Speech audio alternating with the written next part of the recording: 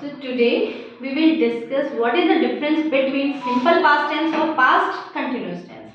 Simple past tense में हमने क्या बताया था? खाना खाता था, जाता था, पीता था, सोता था या सोते थे. ठीक है, सिंगुलर प्लूरल आपको पता है.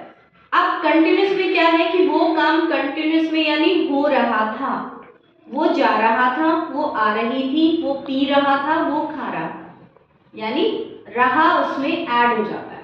ठीक है, ता हट जाता है, रहा ऐड हो जाता है. ठीक है, यानी पास में वो चीज हो रही थी, कंटिन्यूस मतलब कि कंटिन्यूटी में थी. ठीक है, अब इसका स्ट्रक्चर क्या होगा? Subject plus was were plus verb की first form plus ING plus object. यहाँ दो चीज समझने वाली है. मान लीजिए आई वॉज इन हरी. ठीक है, what I right? I was in hurry. तो इसका मतलब है मैं जल्दी में था या थी. ठीक है, it is not a continuous tense, ये ध्यान रखना.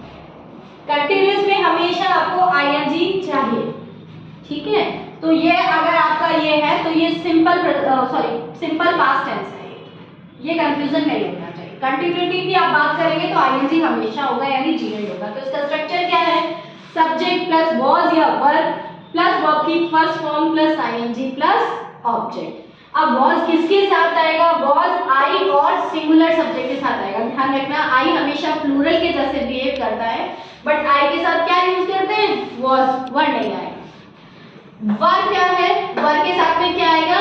Plural subject. ठीक है, एक कंडीशन होती है if I were a bird. ठीक है, ये ध्यान रखना. If I were a bird I would fly. I would fly in the sky.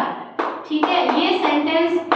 If I were a prime minister, I would lead the nation. ठीक है, ये सेंटेंसेस अलग है. इनका ये कंफ्यूज मत हो जाएगा कि यहाँ पे आई के साथ वर. ये अलग सेंटेंस है, इसको हम बाद में डिस्कस करेंगे. इससे आप कंफ्यूज मत हो जाना. आपको अभी क्या पढ़ना है? सिंपल, जिसमें वॉज वर आ रहा है, वर्ब की फर्स्ट फॉर्म और आईएनजी, और आई के साथ आपको वॉज ही लगाना है. ठीक है, ये कंडीशनल सेंटेंसेस है, इमेजिनेशन है, उसमें आई के साथ वर आता है, बट वो अभी आपका टॉपिक नहीं है. तो आप ऐसे कंफ्यूज मत हो जाना कि आई के साथ तो मैंने वहां पे वर देखा था, मैम ने वॉज लगा दिया. ठीक है, उससे कंफ्यूज नहीं होना है बिल्कुल. You understood? हमारे पास सिंपल सी ये चीज है. अब शी वॉज वॉचिंग टीवी, वो टीवी देख रही थी, तो शी सिंगुलर है, उसके साथ आपने क्या लगाया बेटा? was. I was writing a letter yesterday. मैं yesterday क्या कर रहा था? लेटर लिख रहा था. ठीक है, नेक्स्ट है आपका they were enjoying fast food. वो क्या कर रहे थे? फास्ट फूड एंजॉय कर रहे थे. they प्लूरल है तो उसके साथ हमने क्या लगाया बेटा? were. अब इसका नेगेटिव, जब आप इसका नेगेटिव बनाएंगे तो नॉट आ जाएगा, तो सब्जेक्ट यहाँ पे नॉट आएगा. तो आपका क्या हो जाएगा? she was not writing. ठीक है, रेस्ट आपका एज इट इज. ठीक है, सिंपल सी चीज है. I was not writing, she was not watching TV, I was not writing a letter yesterday, they were not enjoying fast food. अगर interrogative हो तो स्ट्रक्चर आपका क्या हो जाएगा? वॉज वर आपको पता ही है कि आपकी हेल्पिंग वर्ब जो है वो पहले आ जाती है. जब भी आप इंटरोगेटिव बनाते हो तो हेल्पिंग वर्ब पहले आ जाती है. Helping verb, remember this, verb नहीं से, I'm not saying verb, helping verb. Helping verb is am, are, do, does, did. ठीक है, has, have, वो पहले आ जाती है. समझ गए?